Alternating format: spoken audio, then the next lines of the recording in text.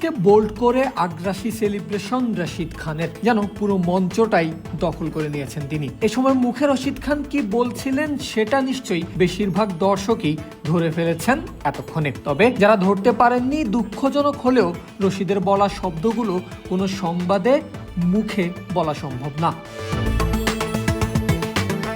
বিশ্বকাপের চতুর্থ ম্যাচে আফগানিস্তানের দেওয়া 183 রানের টার্গেটে ব্যাট করছিল নিউজিল্যান্ড এবং দশম ওভারেই তাদের রান চলে যায় 88-তে।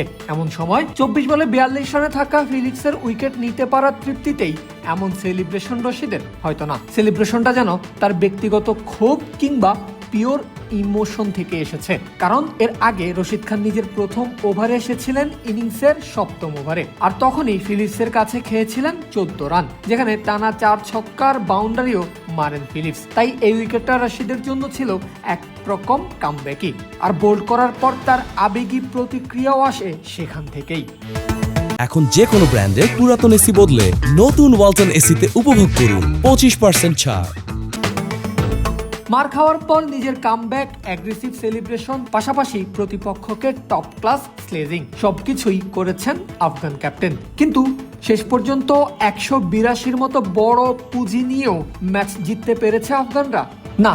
18তম ওভারেই লক্ষ্যে পৌঁছে যায় নিউজিল্যান্ড, তাও আবার 5 উইকেট হাতে রেখে।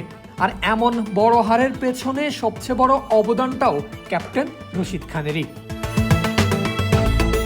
নিজের করা তৃতীয় ওভারের প্রথম বলে 4 হজম করলেও দ্বিতীয় বলেই টিম শেফার্ডকে সাজঘরে পাঠাতে পারতেন রশিদ, কিন্তু নিজের বলে নিজেই ছেড়েছেন সহজ একটা ক্যাচ। যদিও পরের ওভারেই আউট হন শেফার্ড, কিন্তু ততক্ষণে আরো 2টা ছক্কা আর একটা চারে নিউজিল্যান্ডের স্কোরবোর্ডে এই ব্যাটার যোগ করেন আরো 16টা রান এবং তাতেই ম্যাচ চলে যায় নিউজিল্যান্ডের দখলে। অর্থাৎ সবকিছু মিলিয়ে 2024 বিশ্বকাপের বদলাটা আফগানদের বিপক্ষে বেশ ভালোভাবেই তুলে নিল কিউয়েরা, আর অতি আগ্রাসী হতে গিয়ে ম্যাচটাই খোয়ালেন আফগান ক্যাপ্টেন রশিদ খান নিজেই। পারভেজ আল হাসান, ক্রিক ফ্রেঞ্জি।